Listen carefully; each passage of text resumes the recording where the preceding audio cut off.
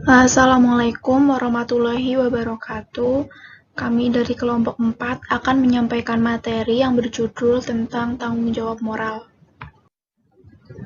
Adapun nama anggota dari kelompok 4 ini sendiri ada 4 orang. Yang pertama ada saya sendiri, Nana Triana. Yang kedua Dara Alifa. Yang ketiga ada Emma Estining Tias. Dan yang keempat ada Pelangi Wulan. Adapun dalam materi kali ini terdiri dari 8 pokok bahasan, diantaranya yang pertama ada pengertian tanggung jawab moral, yang kedua ada unsur-unsur tanggung jawab moral, yang ketiga ada kadar tanggung jawab moral, yang keempat ada segi-segi tanggung jawab moral, yang kelima hakikat tanggung jawab moral dalam profesi akuntansi, yang keenam arah tanggung jawab akuntan, yang ketujuh tanggung jawab akuntan keuangan, dan yang terakhir ada tanggung jawab akuntan manajemen. Baik, saya akan menyampaikan materi yang pertama, yakni tentang pengertian tanggung jawab moral. Tanggung jawab moral merupakan terjemahan dari bahasa Inggris yaitu responsibility. Dari etimologinya, kata responsibility merupakan paduan dua kata, yakni response yang berarti jawaban dan ability atas suatu pertanyaan. Maka arti sederhana dari tanggung jawab adalah kemampuan seseorang untuk memberikan jawaban atas suatu pertanyaan. Sedangkan kata moral berasal dari bahasa Latin yakni mores, yang artinya adalah adat istiadat. Dalam pengertian selanjutnya, menurut J. Sudarminta, moralitas dikaitkan dengan inti kepribadian seseorang. Dengan kata lain, moral dihubungkan dengan kualitas etis seseorang. Di sini, moralitas dibedakan dengan tata krama dan aturan-aturan. Tata krama dan aturan lebih menekankan dimensi lahiriah, sedangkan moralitas berhubungan dengan dimensi batiniah manusia. Selain itu, moralitas memuat kewajiban dasariah manusia dalam bentuk perintah ataupun larangan, yang berfungsi imperatif kategoris, karena mewajibkan seseorang untuk melakukannya.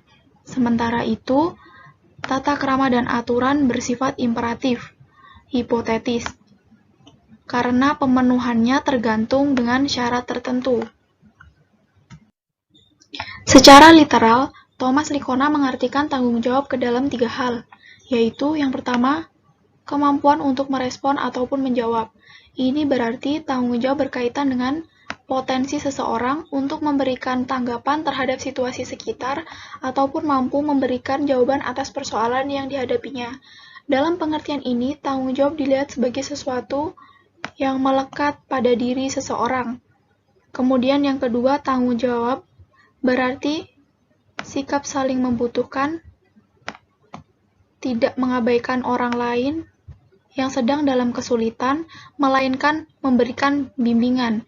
Bagi Likona, orang yang bertanggung jawab mempunyai kepedulian komitmen pada orang lain.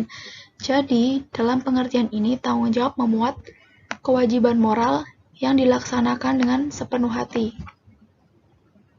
Yang ketiga, tanggung jawab berkaitan dengan nilai prioritas dan mendesak. Ini berarti orang yang bertanggung jawab mengutamakan hal-hal yang sangat penting dalam situasi aktual. Dalam hal ini, tanggung jawab mengisyaratkan kecekatan dan juga kecermatan dalam mengambil keputusan. Jadi, dari penelusuran etimologis dan juga sudut pandang literasi Likona, dapat diartikan bahwa tanggung jawab moral adalah kemampuan seseorang untuk menunjukkan mutu pribadi dalam menjalankan pekerjaannya, dan mutu ini terkait dengan hasil pekerjaan dan sikap dalam menjalankannya yang didasari oleh nilai etis. Kemudian, materi yang kedua yakni unsur-unsur tanggung jawab moral. Tanggung jawab moral melekat dalam diri setiap orang. Secara lain dapat dikatakan, sumber tanggung jawab moral adalah hakikat manusia sebagai makhluk sadar, cinta akan pekerjaan, dan mampu menunjukkan keberaniannya dalam melakukan hal-hal yang benar. Dengan demikian, tanggung jawab memiliki 3 unsur utama, yaitu yang pertama, kesadaran. Sadar berarti tahu, mengerti, dan melibatkan pertimbangan dalam menjalankan pekerjaan. Kemudian yang kedua ada kecintaan. Cinta merupakan dorongan untuk melakukan sesuatu yang luhur. Cinta adalah daya gerak batin yang paling fundamental bagi manusia. Cinta menimbulkan rasa kepatuhan, kerelaan, dan kesediaan. Kemudian yang ketiga ada keberanian. Keberanian merupakan unsur penting. Berani didolong oleh rasa keikhlasan, tidak ragu ataupun tidak takut pada rintangan yang timbul, apalagi atas resiko suatu perbuatan demi nilai yang tertinggi. Orang yang berani pasti akan mengambil keputusan yang benar.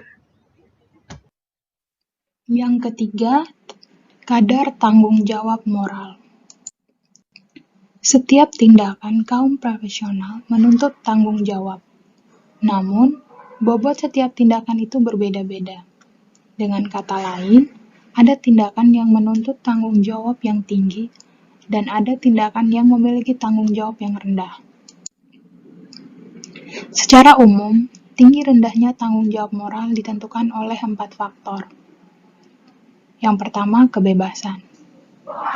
Kebebasan merupakan syarat penting dalam sebuah tanggung jawab.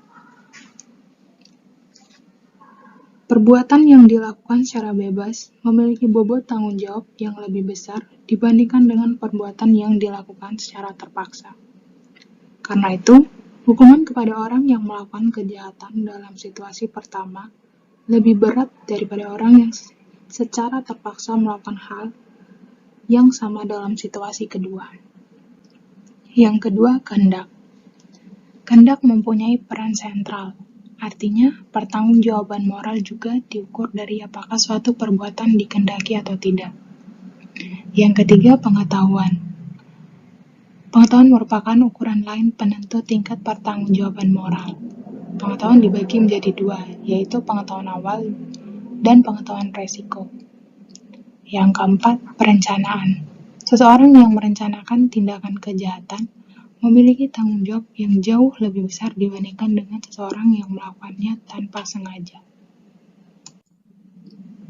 Yang keempat, segi-segi tanggung jawab moral. Tanggung jawab moral memiliki 3 segi, yaitu segi waktu, segi akibat, segi subjek atau pelaku. Yang pertama, segi waktu. Martin Heidegger menyatakan bahwa manusia hidup dalam horizon waktu. Horizon itu meliputi 3 momen, yakni masa lalu, masa kini, dan masa yang akan datang. Menurut horizon waktu, tanggung jawab moral dapat dibagi menjadi 2, yakni tanggung jawab retrospektif dan tanggung jawab prospektif. Tanggung jawab retrospektif adalah tanggung jawab ini bersifat regresif karena selalu menoleh ke belakang. Artinya, perbuatan yang sudah terjadi akan dirasakan saat ini. Tanggung jawab ini dinyatakan dengan kesiapan dan keberanian menanggung resiko suatu perbuatan atau keputusan di masa lalu. Yang kedua, tanggung jawab prospektif. Tanggung jawab ini berkaitan dengan masa yang akan datang. Artinya, kejadian yang belum berlangsung namun harus disiapkan dari masa kini. Tujuannya agar memperoleh hasil yang memuaskan di masa yang akan datang dan menghindari resiko terburuk. Yang kedua, segi akibat. Segi akibat dapat dibagi menjadi 2, yaitu yang pertama, segi akibat langsung atau tanggung jawab langsung, dan yang kedua, akibat tidak langsung atau tanggung jawab tak langsung. Tanggung jawab langsung maksudnya orang menanggung perbuatannya sendiri, sedangkan tanggung jawab tak langsung berkaitan dengan akibat yang harus ditanggung seseorang, karena perbuatan sesuatu yang dimilikinya atau karena meneruskan pekerjaan orang sebelumnya. Yang ketiga, segi pelaku tanggung jawab. Pelaku tanggung jawab moral dapat dibagi dari sisi subjek tindakan, yakni yang pertama, individu. Maksud dari tanggung jawab individu adalah seseorang bertanggung jawab terhadap perbuatannya sendiri. Tanggung jawab ini mencakup baik dari segi waktu dan akibat. Artinya, setiap pribadi harus memperhatikan kualitas dan dampak perbuatannya, serta berani menerima resiko atasnya dengan cara memelihara kepercayaan masyarakat dan menjalankan tugas sesuai standar formal akuntansi dan prinsip-prinsip etis profesi dalam bagian dari tanggung jawab individu. Yang kedua, sosial. Tanggung jawab sosial memang agak bermasalah dan memiliki pendapat yang berbeda dari para ahli. Yang pertama, menurut Kay Bertens, tanggung jawab sosial tidak dimaksudkan dengan penjumlahan tanggung jawab individu, bukan pula dalam suatu kelompok. Ada beberapa orang bertanggung jawab untuk sebagian, serta bukan pula dimengerti sebagai tindakan pribadi yang mempunyai dampak sosial.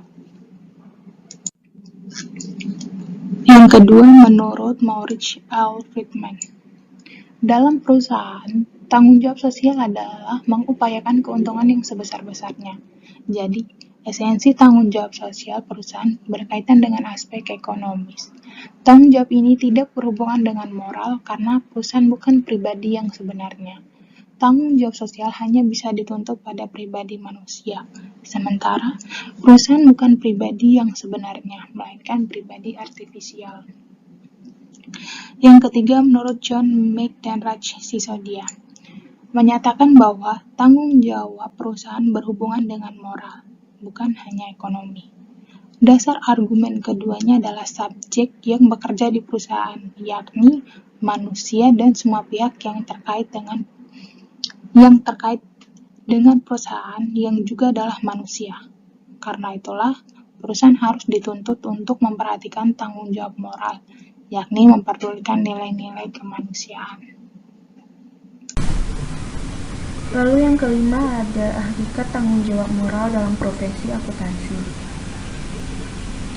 Fisher dan Mark-Viza menunjukkan dua hal sebagai implementasi tanggung jawab moral seorang akuntan, yakni kualitas pekerjaan yang bersumber pada kualitas pribadi dan sikap dalam menanggung risiko dari keputusan atau opini yang diberikan. Implementasi yang pertama yaitu kualitas profesional. Bagaimana seorang akuntan menunjukkan profesionalitasnya? Dari segi etika, kriteria kualitas pribadi itu dapat dilihat dari sejauh mana kaum profesional menghayati unsur-unsur tanggung jawab moral, yakni seperti kebebasan, kesadaran, kemauan, dan pengetahuan. Dengan demikian, demi memberi mutu pada pekerjaan, seorang akuntan harus memenuhi 4 hal berikut ini, yaitu yang pertama, seorang akuntan harus menjadi subjek yang bebas, yang kedua, harus menjadi subjek yang sadar, yang ketiga menjadi subjek yang berkehendak dan mencintai pekerjaan, yang keempat menjadi subjek yang berpengetahuan luas. Lalu implementasi yang kedua adalah menanggung resiko pekerjaan. Selain menunjukkan kualitas pekerjaan, akuntan juga perlu memperhatikan konsekuensi pekerjaan. John Martin Fisher dan Mark-Viza menyatakan bahwa kualitas tanggung jawab seseorang tidak hanya dilihat dari tindakannya, melainkan juga bagaimana ia mempertanggungjawabkan konsekuensinya. Secara lain dapat dikatakan bahwa kualitas seseorang dapat dilihat dari segi keberaniannya menanggung risiko dari perbuatan atau keputusan yang ia buat. Selanjutnya yang keenam ada arah tanggung jawab akuntan. Dalam aturan etika Institut Akuntansi Publik Indonesia, arah tanggung jawab meliputi 3 hal berikut. Yang pertama ada klien. Tanggung jawab akuntan adalah menjaga konfidensialitas informasi klien. Contohnya seperti latar belakang, pekerjaan, penghasilan, dan lain-lain. Seorang akuntan juga tidak boleh dipengaruhi oleh klien dalam pengambilan keputusan yang melanggar undang-undang dan menolak review praktik profesional yang dilakukan oleh IAI. Yaitu yang kedua ada rekan seprofesi. Contohnya seperti tidak melakukan perkataan dan perbuatan yang dapat merusak reputasi rekan seprofesi, membangun komunikasi yang baik antara sesama profesi akuntansi Indonesia, dan tidak diperkenankan mengadakan perikatan yang jenis astesi dan periodenya sama dengan perikatan yang dilakukan oleh akuntan yang lebih dahulu ditunjuk. Lalu tanggung jawab yang terakhir ada praktik-praktik yang lain. Hal ini ditegaskan bahwa akuntansi publik tidak diperkenankan melakukan tindakan atau ucapan yang mencerminkan nama baik profesi, entah secara langsung maupun tidak langsung, seperti berupa pencarian keuntungan, dan lain-lain. Artinya, setiap anggota akuntan publik wajib menjaga keluhuran profesi.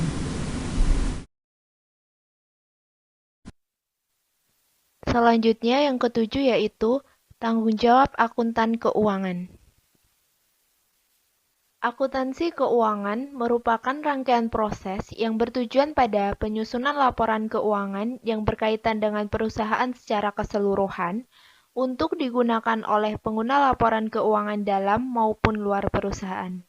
Akuntansi keuangan juga berfokus pada fungsi dan aktivitasnya pada kegiatan pengolahan data akuntansi dari suatu perusahaan. Adapun output yang dihasilkan dari penyusunan laporan keuangan yaitu untuk memenuhi kebutuhan pihak internal dan eksternal seperti pemegang saham, pemerintah, pajak, dan investor.